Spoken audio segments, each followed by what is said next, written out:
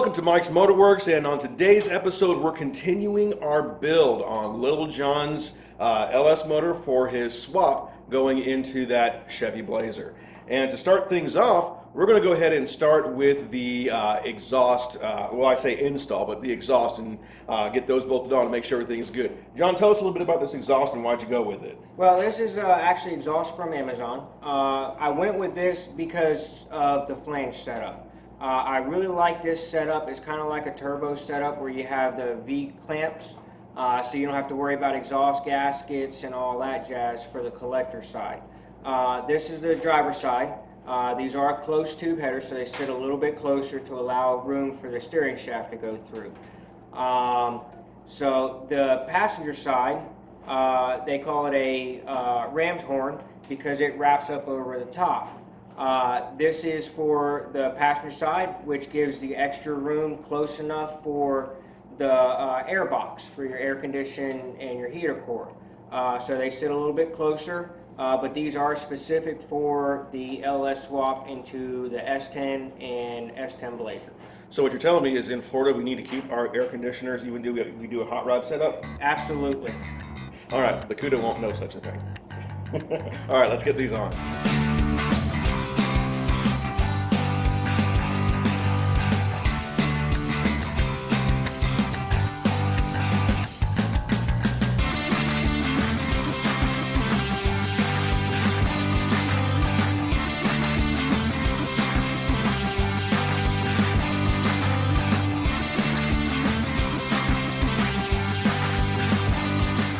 All right, so I'm here with Little John from Little John's Car Quest, and we got a great tech tip for you today. As we were preparing for today's filming, I saw this and it caught my eye. I was like, hey, is that a bleeder valve for the water system? That's great. Why do we need it? John, tell them about it and tell them why we need it. Well, this is a Gates 90 degree, and we put the bleeder valve in there so that way, because this water pump is going to sit almost level with the radiator. So I needed some way to get all of the air out. So that it helps on the burping process to prevent air pockets and helps with cooling. So what I did was I took this Gates 90 degree and put a bleeder out of a Chevrolet Venture van, but it's just a standard GM setup. So I drilled it, tapped it, so I can purge all the air out, so I know I got a good, clean, sealed system. And one of the things you were saying is you wanted to use the existing 5.3 from the truck in your setup and not the Corvette pump. Why was that? Well, there's two reasons for it. One, I can keep my original 5.3 accessory brackets, but also this allows me to adjust any angle I need to give me the right for the radiator hose. Now the Corvette and the 6-liter, the car setups, the water pump is set in a little bit deeper and it has the outlet off the side and the front of the pump. I really don't need that setup because I'm not having all those accessories. I want to stick with as much of the original style truck accessories as I can. But we'll kind of play with that, but this was just an idea so that way I can help and make it a little bit easier so I know I got a good clean system. Good deal. So we're going to do a quick up and do the hand model thing, and we're going to show you what it took to make this happen so that if you decide to go with the same setup that we're doing here for this swap, you can make it happen. Okay, so on the truck setups, they have a tube that comes out here that is a press fit. So what we did is took a big pair of channel locks and removed that. All it is a press-in fitting. Then I took this big tap.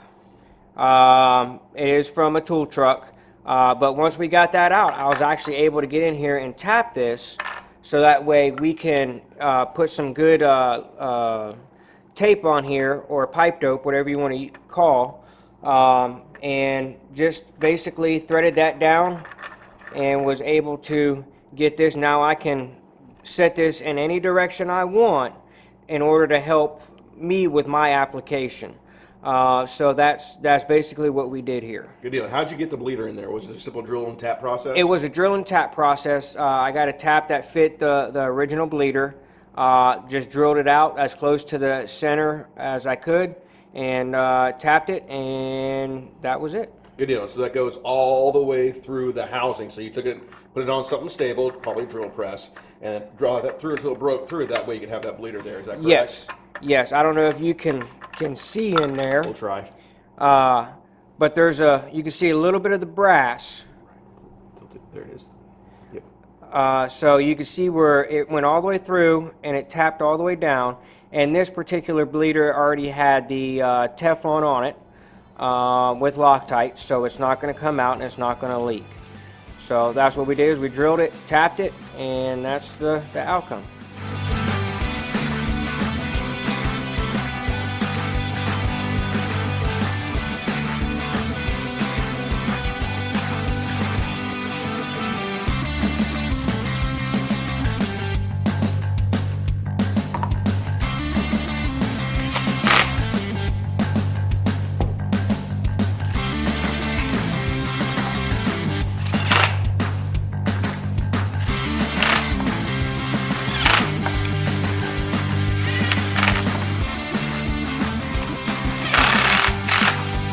Alright, this is the camshaft position sensor.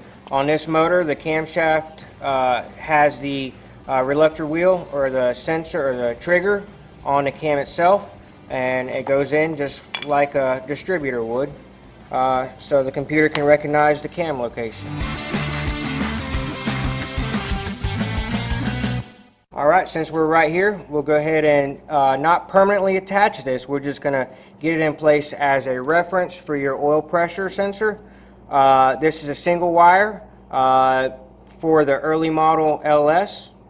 And I need the single wire for the S10 swap, so I have it inside on my instrument cluster. So there's your single wire for the LS. Alright, this is the crankshaft position sensor. It goes right behind the starter, so we're going to go ahead and put this in now, so that way we don't have to take the starter back out to install.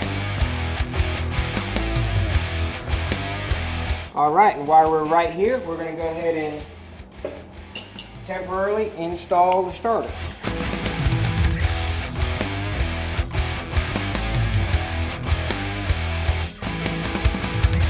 Alright, so we're installing the coolant temp sensor.